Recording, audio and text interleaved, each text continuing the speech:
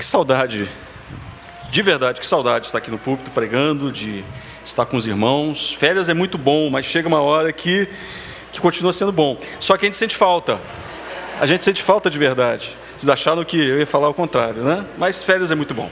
Que Deus abençoe a vida de cada irmão presente nessa manhã, que Deus os fale uma vez mais através do seu Santo Espírito. Eu quero convidá-los a abrir suas Bíblias em Jonas. A gente continua no capítulo 1, Jonas capítulo 1. Eu quero ler a partir do versículo 1, para que a gente pegue todo o contexto do que está acontecendo. E vamos ler até o versículo 16. Hoje o terceiro sermão da série em Jonas, que temos trabalhado. E depois de 3 meses, voltamos então à nossa série. Vamos lá, Jonas capítulo 1, a partir do versículo 1 até o versículo 16 por momento. E leremos então, assim diz a palavra de Deus. A palavra do Senhor veio a Jonas, filho de Amitai, com essa ordem: vá depressa à grande cidade de Nínive e pregue contra ela, porque a sua maldade subiu até a minha presença. Mas Jonas fugiu da presença do Senhor, dirigindo-se para Tarsis. Ele desceu à cidade de Jope, onde encontrou um navio que se destinava àquele porto. Depois de pagar a passagem, embarcou para Tarsis para fugir do Senhor. O Senhor, porém, fez soprar um forte vento sobre o mar e caiu uma tempestade tão violenta que o barco ameaçava arrebentar-se. Todos os marinheiros ficaram com medo e cada um clamava ao seu próprio Deus. E atiraram as cargas ao mar para tornar mais leve o navio. Enquanto isso, Jonas, que tinha descido para o porão e se deitado, dormia profundamente. O capitão dirigiu-se a ele e disse: como é que você pode ficar aí dormindo? Levante-se e clame ao seu Deus. Talvez ele tenha piedade de nós e não morramos. Então os marinheiros combinaram entre si: vamos tirar sortes para descobrir quem é o responsável por esta desgraça que se abateu sobre nós. Tiraram sortes e a sorte caiu sobre Jonas. Por isso lhes perguntaram: diga-nos, quem é o responsável por essa calamidade? Qual é a sua profissão? De onde você vem? Qual a sua terra?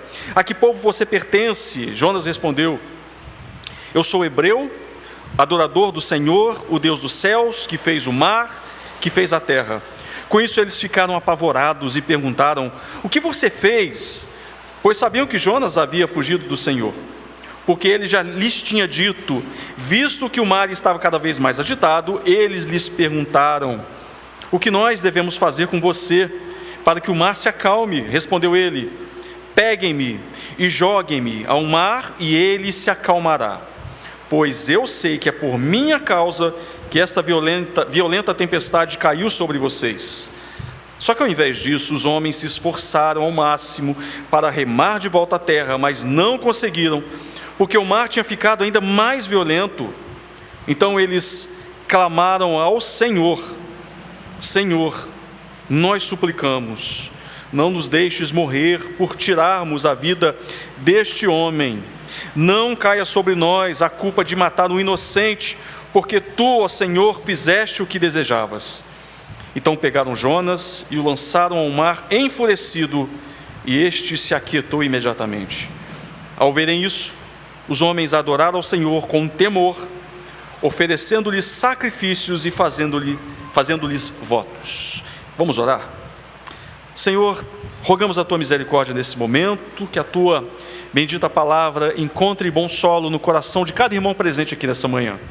Que teu Espírito Santo seja o pregador do coração de cada um. Que minha vida seja usada com a sua graça e pela sua misericórdia. Oramos no nome de Cristo. Amém. Meus irmãos, é impressionante, é incrível como a imaturidade e a ingenuidade de uma criança, ela nos proporciona bons momentos de risadas, bons momentos de gargalhadas. Você que tem filho bem novo, você sabe o que eu estou dizendo. Você já brincou com uma criança inocente, de pique-esconde? Você já fez isso? Já teve esse prazer de brincar de pique-esconde com uma criança muito novinha? E você se deparou com essa criança escondida atrás de uma cortina bem fininha, ou transparente, ou de repente debaixo da mesa da cozinha, uma mesa alta, mas ela se esconde debaixo, achando que está oculta aos seus olhos, ou de repente se enfia debaixo do tapete do seu quarto, e você vê aquele volume do tapete. Ela acredita realmente que está invisível para você. A gente até finge que não está vendo, a gente até finge que é capaz de não encontrá-las, para deixar a brincadeira mais divertida, para deixar aquela brincadeira mais interessante. A gente vai dando corda para garantir a bagunça daquele momento. Como uma criança imatura, o profeta do Senhor, numa tentativa de rejeitar a missão outorgada por Deus, também tentou se esconder. Se esconder daquele que é capaz de enxergar até as nossas mais profundas intenções. Ele também tentou se esconder como uma criança ingênua, imatura, dentro de um navio. Ele tentou se esconder no porão deste navio. Ele tentou se esconder de alguma forma na vastidão do mar Mediterrâneo. Como o texto nos diz, e me parece que propositalmente, Jonas tentou se ocultar dos olhos do Senhor, fugindo da ordem divina de pregar aos ninivitas, seguindo uma rota descendente, indo cada vez mais para baixo, descendo até Jope, descendo até a parte mais baixa do navio, ou seja, o seu porão, e em breve descendo até as profundezas do mar. Uma rota descendente que prossegue em todos aqueles que rejeitam a vontade de Deus. Descem cada vez mais, se afundam cada vez mais no abismo do pecado.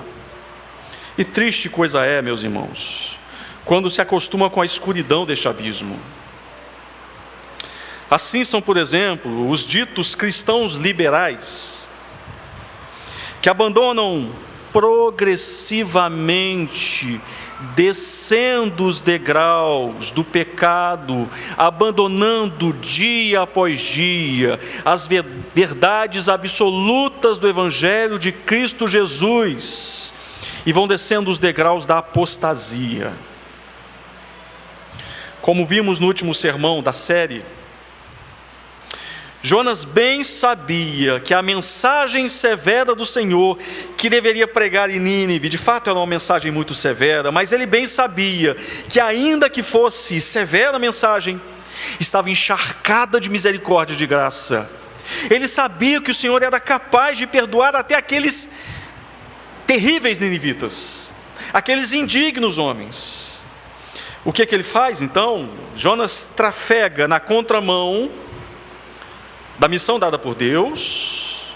Ele vai para o porto de Jope. Em Jope encontra justamente o que precisava, ou seja, um navio prontinho para Tarsis, sentido completamente oposto de Nínive. Jonas tinha um plano. Jonas tinha arquitetado um plano, debandar da sua missão de fazer missões em Nínive. E ele tem sucesso. Ele tem muito sucesso no seu plano. Tudo estava cooperando para que ele fugisse de Nínive. Tudo estava dando muito certo. Santa providência. Mas como vimos no último sermão, a providência do Senhor não contradiz a vontade do Senhor. Não provinha de Deus a paz e prosperidade que Jonas estava desfrutando, rejeitando a ordem do Senhor. Era uma prosperidade satânica, era uma paz diabólica. Deus não impediu a fuga de Jonas, meus irmãos. Deus não reteu com as suas mãos poderosas Jonas, o impedindo de descer os degraus descendentes da desobediência. Deus se manteve em silêncio, enquanto o profeta se afastava da ordem divina. Assim como Deus faz com muitos dos seus servos, permitindo que eles adentrem caminhos estranhos, caminhos duvidosos, sem os impedir de maneira imediata, para que experimentem o quão desgraçado é comer com porcos. Só que acontece uma reviravolta na história, como já lemos. Uma reviravolta daquelas hollywoodianas. Uma reviravolta dramática. O Senhor, Ele enfim quebra o seu silêncio. Deus, Ele se manifesta. Deus age. Deus age intervindo no livre-arbítrio do profeta. E contém ironia minha fala, óbvio. Deus age intervindo na vontade do profeta. Deus age intervindo na vontade daquele homem. Porque, meus irmãos, dura coisa é recalcitrar contra os aguilhões. O Senhor deu corda na brincadeira, mas Deus jamais considerou isso uma brincadeira, mas uma ofensa à sua vontade. Deus deu corda, permitindo por algum tempo Jonas acreditar que estava tendo êxito. Jonas, de fato, embarcou para Tarsis para fugir do Senhor, mas o texto deixa bem destacado: o Senhor, porém, talvez na sua versão, o Senhor, todavia, mas o Senhor. E aqui eu quero compartilhar com os irmãos duas verdades que temos aqui no texto. A primeira é que a severa compaixão divina sempre nos encontrará e nos despertará do nosso sono pecaminoso. Eu leio mais uma vez os versículos 4 até o versículo 6.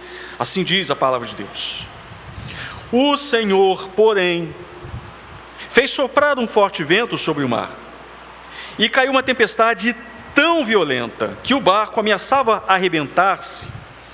Todos os marinheiros ficaram com medo, e cada um clamava ao seu próprio Deus, e atiraram as cargas ao mar para tornar mais leve o navio. Enquanto isso, Jonas, que tinha descido para o porão e se deitado, ele dormia profundamente. O capitão dirigiu-se a ele e disse: como é que você pode ficar aí dormindo? Levante-se, clame ao seu Deus, talvez ele tenha piedade de nós e não morramos. Feito o check-in no navio, Jonas já estava a bordo inclusive com muitos pagãos, por sinal. E que grande ironia essa informação, que Jonas estava a bordo de um navio com muitos pagãos. Justo Jonas, que rejeitou pregar para pagãos em Nínive. Jonas, então, agora ele está neste navio, e já pregará para eles. Jonas busca se acomodar naquele lugar. Jonas busca se ajeitar ali no seu cruzeiro da rebeldia, digamos assim. Ele procura um lugarzinho para encarar aquela longa viagem até Tarsis, como vimos. Seria uma viagem de mais ou menos 3.000 quilômetros pelo Mediterrâneo. E ali, no porão daquele navio, ele se estabelece. Ele faz daquele cantinho os seus aposentos da sua viagem. Provavelmente o lugar mais quieto, certamente o lugar mais escondido para ele ficar naquele momento. Ali ele estava seguro, de certa forma, na sua concepção. Agora, restava descansar, refletir, dormir, continuar descansando, navegar, até para bem longe, mas bem longe dos ninivitas, para bem longe da ordem de Deus. Só que parece que não muito tempo depois de zarpar de Jope, não muito distante do continente, uma tempestade sem igual, ela avança sobre aquele navio. Parece que é algo que acontece horas depois que o navio parte do porto de Jope. Um evento, meus irmãos, meteorológico considerado severo, incomum até para aqueles experientes tripulantes do navio, acostumados com tormentas assustadoras.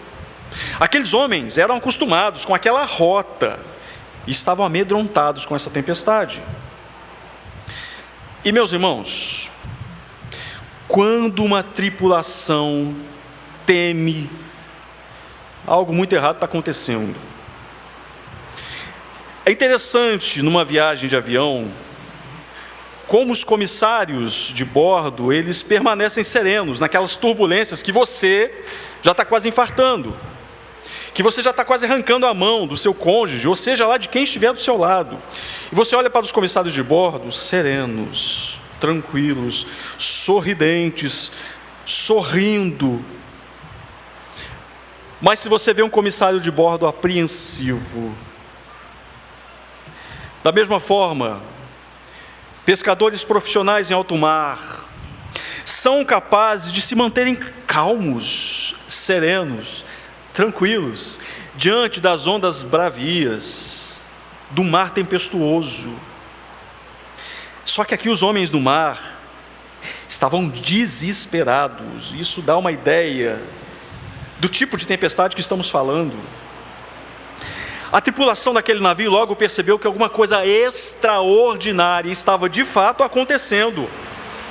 Estaria talvez um Deus, com D minúsculo, furioso, porque aquele tipo de tempestade era inédita para aqueles homens. E eles estavam certos. Não havia nada de comum naquela tormenta, pois o Deus que fez a terra com o seu poder, que firmou o mundo com a sua sabedoria e estendeu os céus com o seu entendimento, que ao som do seu trovão as águas do céu rugem e formam-se nuvens desde os confins da terra, que faz os relâmpagos para a chuva e dos seus depósitos faz sair o vento. Jeremias 10, de 10 a 13. Este Deus estava perseguindo Jonas, estava frustrando os planos do seu profeta, pois é isso que Deus faz com seus servos rebeldes. Em algum momento, com seus servos rebeldes, Deus dá um basta da fuga pecaminosa. Deus quebra as pernas da sua ovelha errante, para então carregá-la no seu colo de graça e amor. E o Senhor lançou sobre aquele navio um forte vento, e o texto dá uma ideia, que Deus lança o vento sobre aquele navio como se lança um dardo, um pequeno dardo no alvo. Tamanha a grandiosidade do nosso Deus, e tão pequeno era aquele navio e aquele mar. Deus lança como um dardo um vento sobre aquele navio, talvez um tufão, talvez um tornado F5, a categoria mais forte de tornado, mas de fato um vento muito forte que agitou as águas do Mediterrâneo, levantando ondas absurdamente assustadoras, que chacoalharam aquele navio como se fosse um barquinho de papel, ou uma rolha boiando no oceano. Meus irmãos, a santa providência trouxe uma tempestade até Jonas, para reajustar sua rota, para salvá-lo de si mesmo e para salvar tantos outros. Só que apesar de tudo isso, apesar da tempestade, apesar do tufão, apesar do vento assustador e das ondas agitadas, apesar do desespero generalizado, apesar do caos que tinha tomado conta daquele navio, daqueles homens, dos gritos, Jonas dormia. E a ideia é de que o seu sono era aquele sono de um ronco forte, um sono muito profundo. Ele estava no porão, no seu cantinho, escondido, dormindo, enquanto o navio estava quase se afundando naquele mar tempestuoso. Jonas foi capaz de dormir, enquanto Deus sacudiu o navio com a sua santa indignação contra o seu pecado. E meus irmãos, convenhamos, nós bem sabemos que corações pesarosos, mentes culpadas, afligem até o nosso sono, o que nos permite pensar que o profeta sentia relativa paz, o que nos faz pensar que o profeta sentia relativa segurança, apesar de tudo o que estava acontecendo com ele. Mesmo navegando para longe da vontade do Senhor, o profeta sentia tranquilidade para dormir. John Vernon McGee, pastor norte-americano do século XX, ele fez uma pertinente reflexão sobre o sono de Jonas em meio à tempestade. Uma breve reflexão que ele fez, e um pensamento. Ele escreveu o seguinte: certa vez eu nutri o ponto de vista popular de que se um homem sai da vontade de Deus e adentra o pecado, ele será atormentado com uma má consciência e estará simplesmente na miséria. Será que isso é verdade a respeito de Jonas? Jonas foi capaz de descansar como um bebê seguro no berço, mesmo estando em completa rebelião contra Deus. E aqui, meus irmãos, nós precisamos já fazer uma breve aplicação para as nossas vidas. O que sentimos não dita a realidade do que estamos vivendo. Eu repito, o que você sente, o que eu sinto, não dita a realidade das circunstâncias. Jonas estava em paz, mesmo em rebeldia, mesmo indo para longe do Senhor, enquanto os discípulos de Jesus se desesperaram, mesmo tendo Jesus ao lado. Percebem a incoerência dos sentimentos em relação às circunstâncias? Como nós sempre repetimos aqui neste púlpito, meus irmãos, as nossas emoções podem mentir profundamente sobre a nossa realidade, porque o coração é enganoso. A realidade suprema e inabalável é o que o Deus diz na sua palavra, ao seu respeito e ao meu respeito. Pare de ouvir o seu coração e confie mais na palavra de Deus.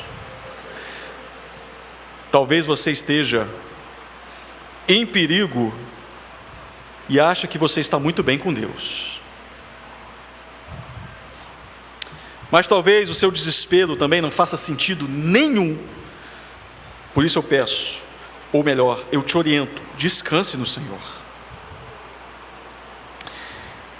Meus irmãos, descer os degraus da desobediência ao Senhor, gradativamente, passo após passo, cauteriza a alma, anestesia o coração. Gradativamente parece suprimir a voz do Espírito. Pequenos e aparentes e inofensivos atos de desobediência ao Senhor, praticados insistentemente, inconsequentemente, tornam o coração insensível ao pecado, acostumado ao pecado, sonolento. No livro A Grande Jornada, de John Macduff, uma excelente obra, por sinal, muito similar ao livro Peregrino de John Bunyan, o personagem principal da história, o protagonista da história, chamado Peregrino, ele começa a adentrar no confortável caminho largo, influenciado por um homem chamado Senhor Enganador. E à medida que Peregrino percorre aquela larga avenida, aquela larga estrada, ele vai se adaptando àquele lugar. Ele vai se adaptando aos seus companheiros, às más companhias. Eu quero citar um pequeno trecho do livro. Quanto mais Peregrino prosseguia, menos sentia a aversão que experimentara tão fortemente no início, de se misturar com seus companheiros de viagem. O linguajar, os modos, os gostos daqueles homens se tornavam cada vez mais afins aos seus. O confortável caminho largo, meus irmãos, que conduz todo homem para bem longe do Senhor,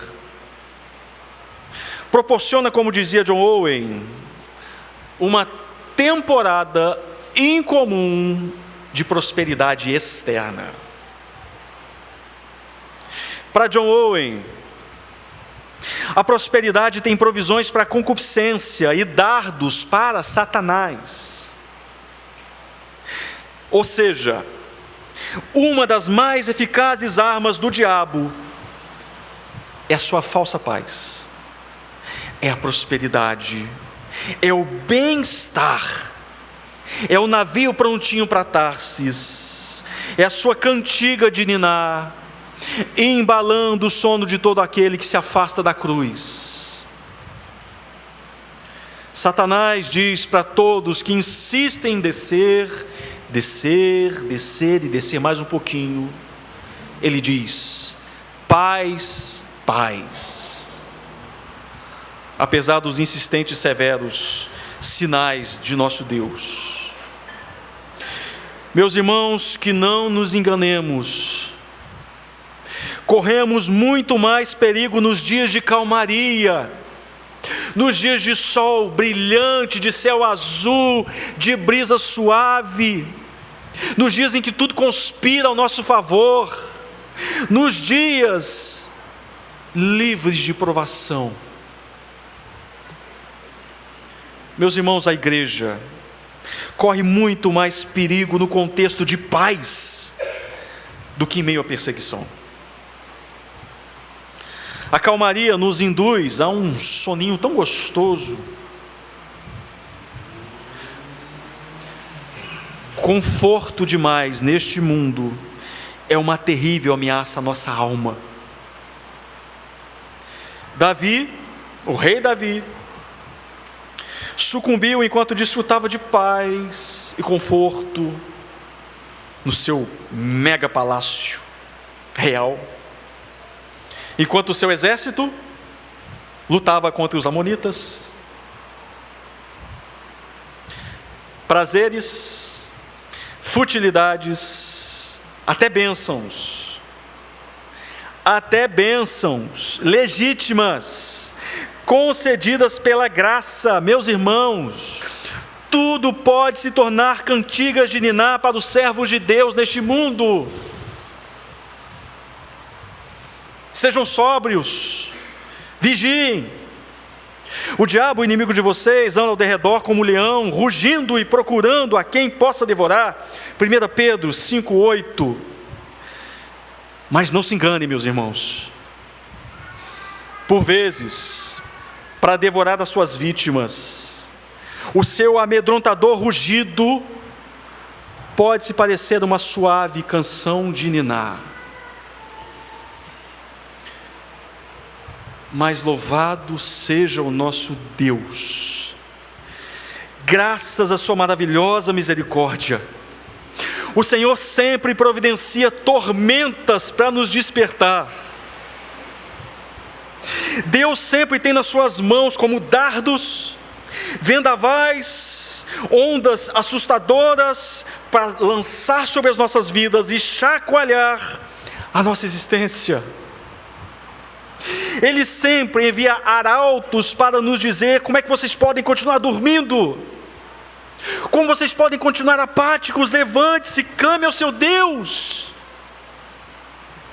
O Senhor amorosamente sempre salva os seus amados sonolentos, destruindo a falsa paz, a paz do diabo. Ele tem duas maneiras de lidar conosco: abençoando a nossa obediência ou controlando a nossa rebeldia. E meus irmãos, o Senhor tem incontáveis instrumentos para controlar a nossa rebeldia. Bendita seja a tempestade, benditos sejam os espinhos na carne, bendita seja a dor quando ela é enviada como instrumento de salvação. Bendita a dor. Meus irmãos, o seu amor zeloso jamais permitirá que persistamos no caminho do engano por muitas milhas mais. Ele nos comprou com alto preço, preço de sangue. Somos propriedades exclusivas dele, pertencemos a ele, e nada muda isso. E por esse motivo ele não nos deixará escapar do seu domínio. Ele nos perseguirá. Mas isso não é ruim, isso é bom, isso é ótimo.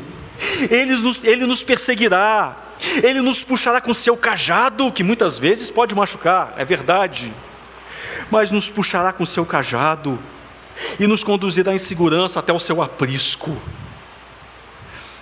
Por amar aqueles a quem pertence, o Senhor sempre estenderá a vara da disciplina para endireitar os nossos caminhos tortos, sinuosos, para nos deixar bem despertos neste mundo e também nos desmamar. Segunda verdade do texto é que a severa compaixão divina é um megafone que proclama a salvação ao mundo. Versículo 4, eu vou ler alguns versículos. Versículo 4 em diante diz: o Senhor, porém, fez soprar um forte vento sobre o mar, e caiu uma tempestade tão violenta que o barco ameaçava arrebentar-se. Os marinheiros ficaram com medo, e cada um clamava ao seu próprio Deus. Versículo 7 em diante.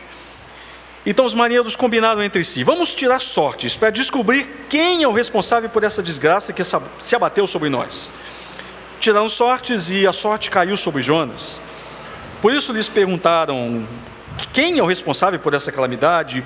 Qual a sua profissão? De onde você vem? Qual a sua terra? A que povo você pertence?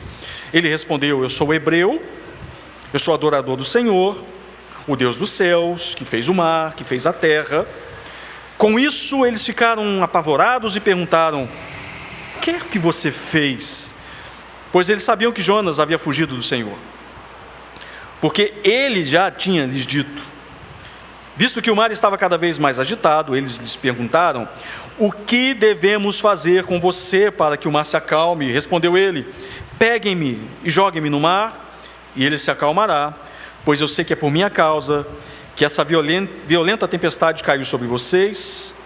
A partir do versículo 14, então eles clamaram ao Senhor: Senhor, nós suplicamos, não nos deixes morrer por tirarmos a vida deste homem, não caia sobre nós a culpa de matar o inocente, porque tu, ó Senhor, fizeste o que desejavas. Então eles pegaram Jonas, lançaram ao mar, o mar enfurecido se aquietou.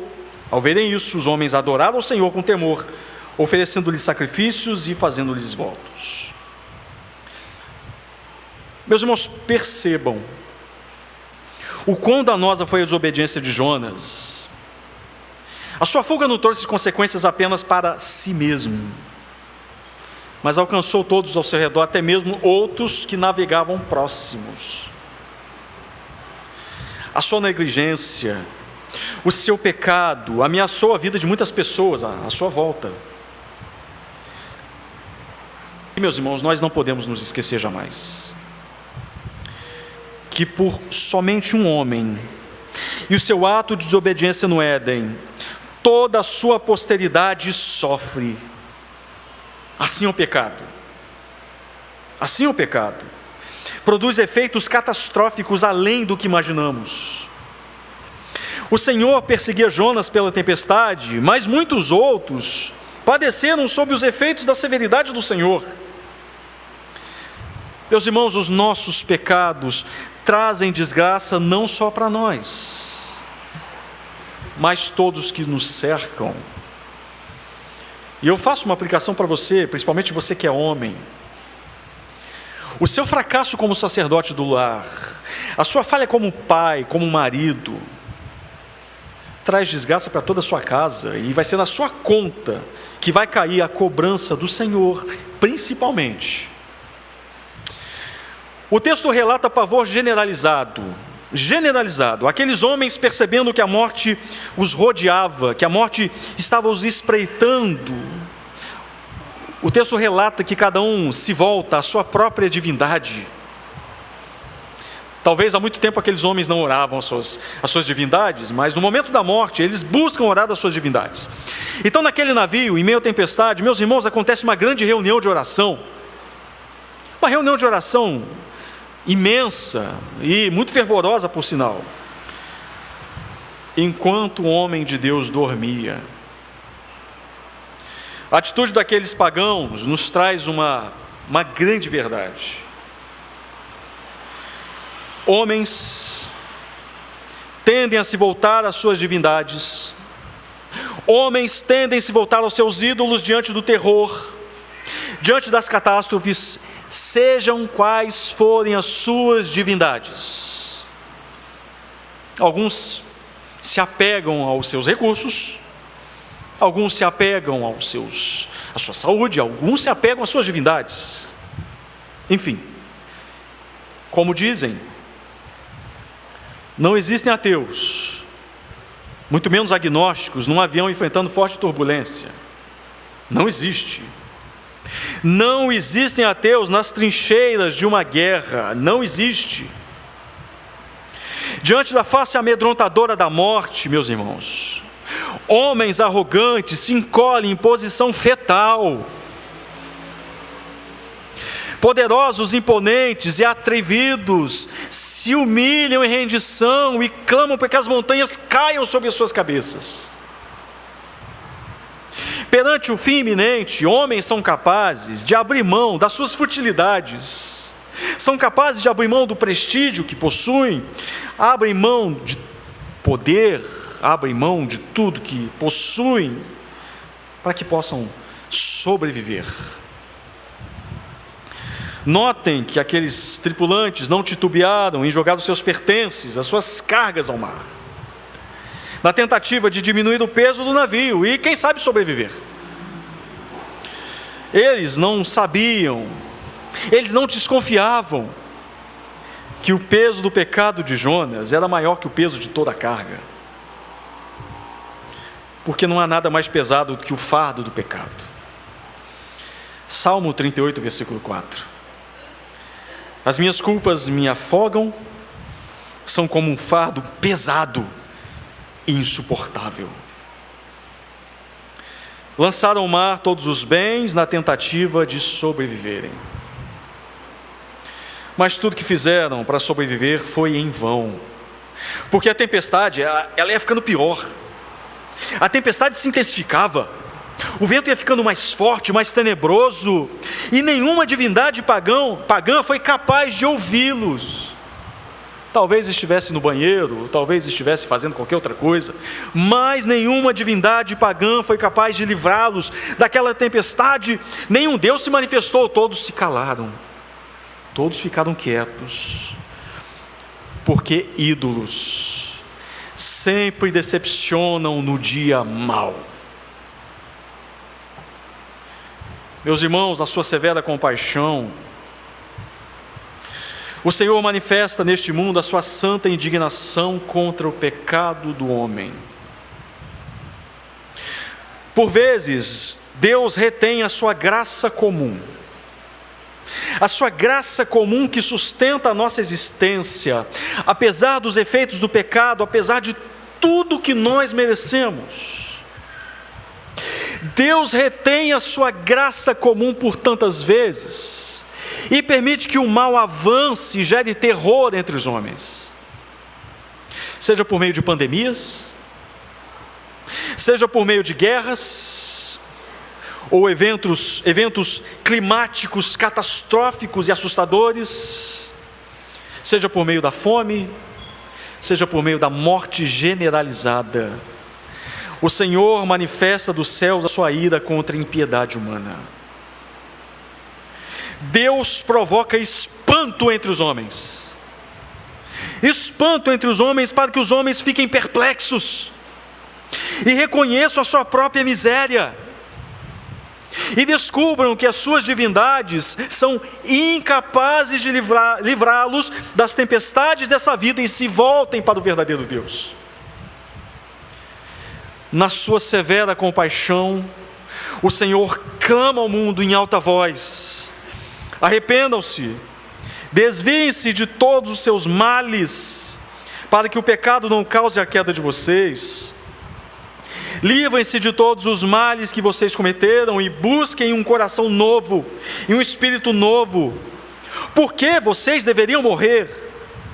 Não me agrada a morte de ninguém. Palavra do soberano Senhor. Arrependam-se e vivam.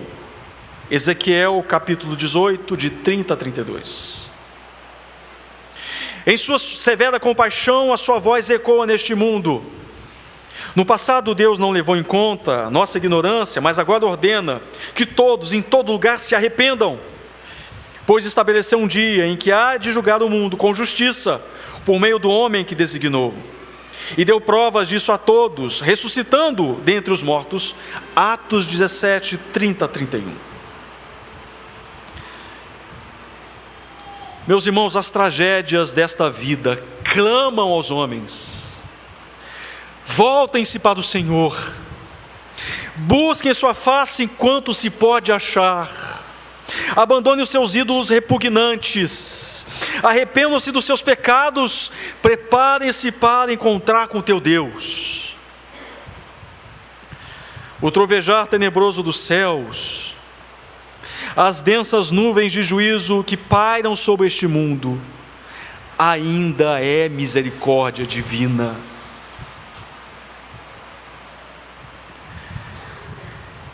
Meus irmãos, a voz amedrontadora de Deus ainda é um convite para os pecadores se arrependerem. Jonas dormia sossegadamente, justo ele que tinha tantas respostas, não é?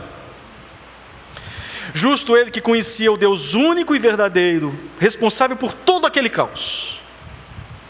Ele foi desperto por um pagão do seu sono pecaminoso, porque o Senhor se utiliza por vezes dos mais improváveis instrumentos para despertar os seus filhos errantes. Ele falou por um jumento, ele fala por quem ele quiser para nos despertar. E ao tirar sortes, na esperança de compreender a razão de tudo aquilo, afinal, não existem acidentes na vida, nem eventos aleatórios, não existe sorte, pois até mesmo as coisas aparentemente insignificantes se encaixam nos planos de Deus. O Senhor jogou um holofote sobre Jonas, o Senhor jogou luz sobre Jonas, o denunciou como motivo de tudo aquilo que estava acontecendo. Jonas confessa sua culpa, dizendo que foi ele quem atraiu a tempestade, até eles, porque estava em rebeldia contra Deus. E Jonas prega para os tripulantes do navio, os pagãos tripulantes. Quando ele foi questionado quem ele era, Jonas diz: eu sou hebreu, adorador do Senhor, o Deus dos céus, que fez o mar, que fez a terra. Para quem não queria pregar para uma nação pagã, Jonas prega para uma tripulação pagã. Deus, ele frustra os planos do homem, não é verdade? Citando Palmer Robson, ele escreveu o seguinte: Jonas menciona o céu, o mar e a terra para aqueles pagãos. Veja os céus uivantes girando ao seu redor, o meu Deus os fez, diz ele. Sinta o mar se agitando sob os seus pés, o meu Deus o fez. Sinta a presença da costa rochosa à frente, onde você pode se chocar em breve, meu Deus o fez. O texto diz que grande pavor se apossou daqueles homens. O Deus dos céus, o Deus da terra e dos mares estava contra eles. Como se livrar da sua ira? Como se livrar das mãos de um ser tão poderoso como Deus? Como se livrar do seu poder? O profeta então lhes responde: eu sou culpado pela desgraça que se abateu sobre esse navio. Me lancem no mar, me joguem no mar, e tudo vai ficar calmo, tudo vai se acalmar. Joguem-me no mar da fúria divina, e o Senhor se tornará propício a vocês. A tripulação, a princípio, rejeita a solução dada por Jonas.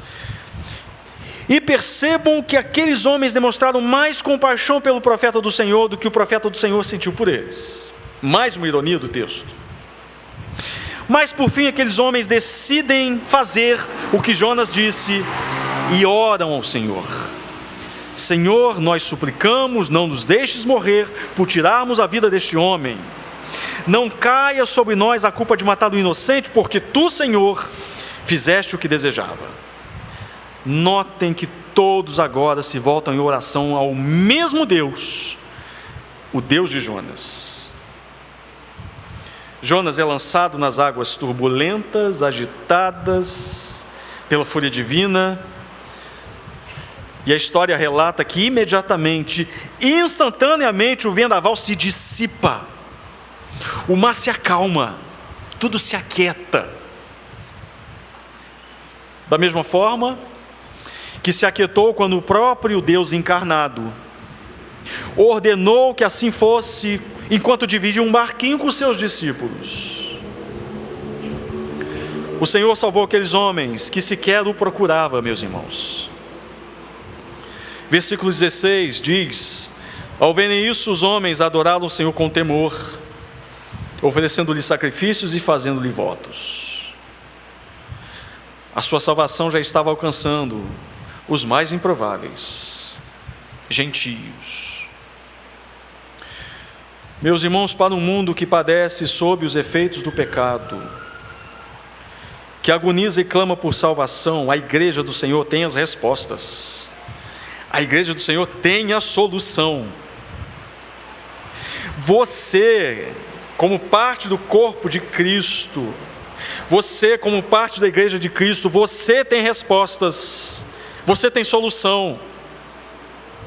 Portamos a verdade que dissipa o terror da morte, portamos a esperança que afugenta o desespero dos homens, portamos a mensagem de que em Cristo Deus reconciliou consigo mesmo o mundo, lançando sobre o Filho a sua fúria eterna, que estava destinada a todos nós. Você tem essa mensagem? Portamos a verdade que dissipa o terror da morte, portamos a esperança que afugenta o desespero, meus irmãos. Portamos a mensagem que em Cristo Deus se tornou propício aos homens. Portamos a mensagem de que o Filho, diferente de Jonas, que era culpado, se lançou voluntariamente no mar da ira de Deus, para nos dar paz, para nos dar descanso, vida, para cessar a tempestade que pairava sobre as nossas cabeças. É nosso dever proclamar essa verdade ao mundo. Como arautos do Senhor neste tempo, é nossa missão clamar ao mundo: arrependam-se dos seus pecados, abandone os seus maus caminhos, voltem-se para aquele que deu a vida para te dar vida. Como servos de Deus, meus irmãos, é nossa missão pregar para os desesperados, pregar para os abatidos, pregar para os perdidos, de que Cristo Jesus é capaz de livrá-los da morte eterna. É que nele, em Cristo, um dia toda aflição também se dissipará. Meus irmãos, temos as respostas que este mundo precisa. Temos a boa nova de que Deus não nos destinou para a ira, mas para alcançar a salvação por meio de nosso Senhor Jesus Cristo. 1 Tessalonicenses 5:9. Temos a boa nova de que agora não há nenhuma condenação para os que estão em Cristo Jesus. Romanos 8:1. Que como igreja de Cristo não durmamos o sono de Jonas, que não sejamos indiferentes aos que padecem perto de nós. O mundo clama. Como é que vocês podem continuar dormindo? Como é que vocês podem continuar indiferentes? Como é que vocês podem permanecer sonolentos, se sabem que o fogo do juízo está vindo até nós? Nos despertem com a severa e consoladora mensagem divina. Meus irmãos, há tanto trabalho a ser feito, há tanto trabalho a ser feito, tantas almas a serem ganhas. E a pergunta que o capitão deste mundo nos faz é: o que estamos fazendo? Permaneceremos dormindo? Como bem escreveu Carl Henry, teólogo batista do século XX, o Evangelho só é a boa nova se chegar a tempo. Para os mortos não há mais esperança alguma. Prega o Evangelho, meu irmão, minha irmã. Não se cale, não se cale, não se acomode, não fique com vergonha de falar de Cristo. Há na direção deste mundo, neste exato momento, a tenebrosa indignação divina contra os pecados. Há após a morte, para aqueles que partem sem Cristo, tormentos absurdamente horrendos, por isso prega o Evangelho. Se sabemos que esse prédio está em chamas, se sabemos que esse prédio está em chamas e que dentro deste prédio dormem homens e mulheres, dormem famílias de forma sossegada, enquanto as labaredas consomem tudo que há neste prédio, que tipo de pessoa você será se você não acordá-los para que eles sejam libertos da ameaça da morte? Que tipo de pessoa seremos ou continuaremos sendo se nos silenciarmos, sabendo que pessoas que estão ao nosso lado estão indo para o inferno e nada falamos de Cristo? Eu quero fechar com um pequeno trecho de um livreto chamado Evangelismo Honesto, de Rico Tice, um livreto muito bom, por sinal. E eu quero pegar um recorte da sua fala e quero fechar com o que ele escreveu. A razão pela qual o seu vizinho mora onde ele mora é para que ele possa ser alcançado pelo Evangelho, porque Deus quer que um cristão, no caso você, esteja naquele local de trabalho. Por que Deus quer que você esteja no seu local de trabalho? Sim, para que você possa abençoar o seu chefe, os seus colegas, trabalhando duro e com honestidade, mas, em primeiro lugar e mais importante, para que possam ouvir o Evangelho por você. Precisamos crer que Deus está encarregado de escolher em qual mesa eu me sento para trabalhar. Nós precisamos entender que Deus tem colocado pessoas à nossa volta, porque Ele deseja que essas pessoas ouçam o Evangelho. O nosso silêncio, meus irmãos, é pecado, é falta de amor, é desprezível para o Senhor. Prega o Evangelho para um mundo que agoniza com pavor, com desespero. Você tem respostas, você tem a solução para apresentar. A solução é Cristo. Vamos orar? Santo Deus e bendito Pai, damos graças ao Senhor pelo seu Filho Jesus Cristo, o Santo de Deus, que viveu neste mundo em completa pureza e santidade, em total obediência à lei, para nos dar, Senhor Deus, a garantia, pela sua morte substitutiva, pela sua vida substitutiva, temos uma esperança de vida por vir na sua presença. Nós, como a tua igreja, como corpo de Cristo neste mundo, portamos essa verdade. Que o teu povo seja desperto para esta necessidade da grande comissão de proclamarmos ao mundo desesperado, ao mundo encharcado de pecado, ao mundo que recorre a ídolos repugnantes, que possamos declarar esta verdade de salvação. Senhor, também pedimos nesta manhã que a todos os sonolentos, todos servos errantes que vivem uma vida negligente, uma vida displicente, que possam ser despertos pelos vendavais da sua correção, pelos vendavais da sua dura disciplina, mas amorosa disciplina. O Senhor por vezes nos fere, mas sempre para nos salvar eternamente. Que possamos ser de fato despertos do sono pecaminoso em que muitos se encontram neste momento. Te damos graças pela sua misericórdia, por Cristo, pela salvação que temos nele. E é no nome dele que oramos. Amém.